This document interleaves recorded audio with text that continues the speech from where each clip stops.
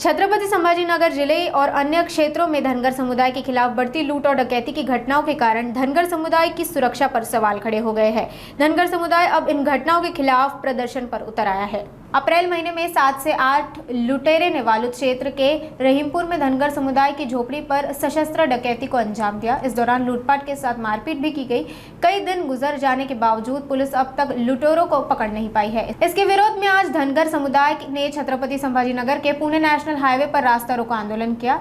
इस मौके पर लूट कांड के आरोपियों की तत्काल गिरफ्तारी की मांग की गई। साथ ही जिले में धनगर समुदाय के खिलाफ बढ़ रही घटनाओं पर अंकुश लगाने के लिए पुलिस प्रशासन से विशेष कदम उठाने, अन्यथा आत्मरक्षा के लिए शास्त्र लायसेंस जारी करने की मांग भी की गई। संभाजीनगर जिल्ह्यामध्ये वारंवार दरोडे पडतात, वारंवार हल्ले होतात।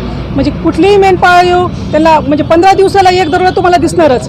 म्हणजे आम्ही मागच्या वर्षी पण दरोडा पडला, आरोपी अटक होत नाही। आता 15 दिवशी खाली दरोडा पडला, आरोपी अटक होत नाही। आता 1 महिना 6 मार्चला एक एवढा भयानक दरोडा पडला होता। त्यातले बारामतीचे मेंढपाळ होते, त्यातल्या महिला 7 महिला आयसीयू मध्ये होत्या। ते कंटाळून त्यांच्या गावी निघून गेले। तिथून फोन करतात बिडकीन पोलीस स्टेशनला की एक तरी आरोपी सापडला का। आतापर्यंत कुठलाच आरोपी सापडला नाही। म्हणजे जेव्हा जेव्हा ह्या संभाजीनगर जिल्ह्यामध्ये मेंढपाळ हल्ले झाले, आतापर्यंत एक आरोपी सापडला नाही।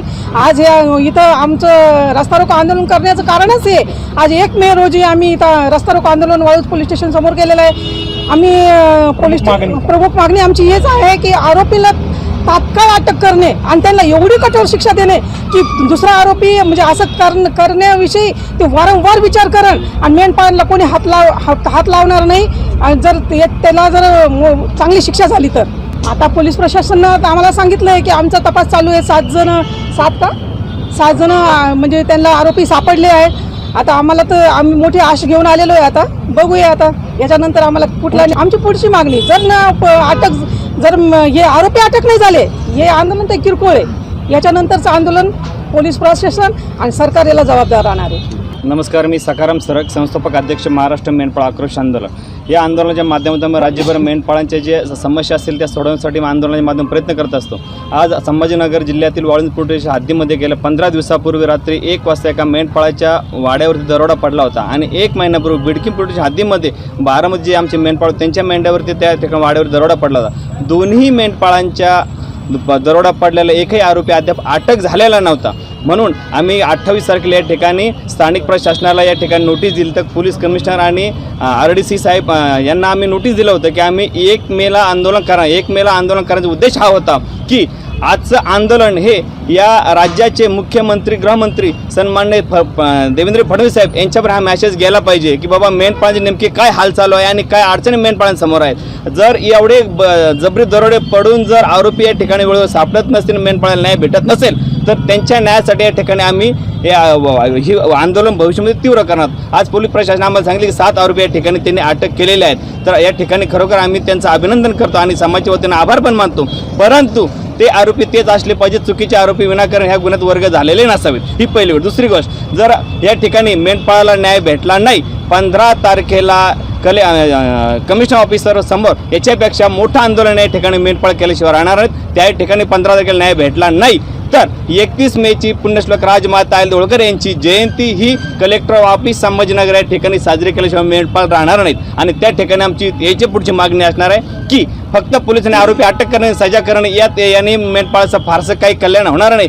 जर या ठिकाणी परमनंट सोल्युशन काढायचं असेल तर या ठिकाणी आमच्या राज्य सरकारनं आमच्या मेंढपाळांना शस्त्र परवाने दिले पाहिजे। प्रत्येकाच्या ताब्यात जर शस्त्र असेल तर पोलीस प्रशासनाचा या ठिकाणी बराचसा ताण कमी होणार आहे। ज्यावेळेस रात्री 1 वाजता मेंढपाळ पोलीस स्टेशनला फोन करून सकाळी 6 वाजता पोलीस त्या ठिकाणी जातात, ठीक आहे, आम्ही मान्य करतो तो मेंढपाळ त्यांना सापडण्याचं कुठे अडचणीत असेल किंवा यांचे काय प्रॉब्लेम असेल, यांच्याकडे गाड्या कमी असतील, यांचा फौज फाटा कमी असेल, परंतु त्याच्यावर परमनंट सोल्युशन जर काढायचं असेल तर या ठिकाणी शासनानं मेंढपाळाला शस्त्र परवाना जर दिला तर नक्कीच हे परमनंट सोल्युशन याच्यावरती जाणे। दिनांक 16/4/2025 रोजी सृष्टी हॉटेल समोर रहीमपूर गावाच्या शिवारात एक मेंढपाळाविरुद्ध एक जबरी चोरीचा गुन्हा दाखल झालेला आहे।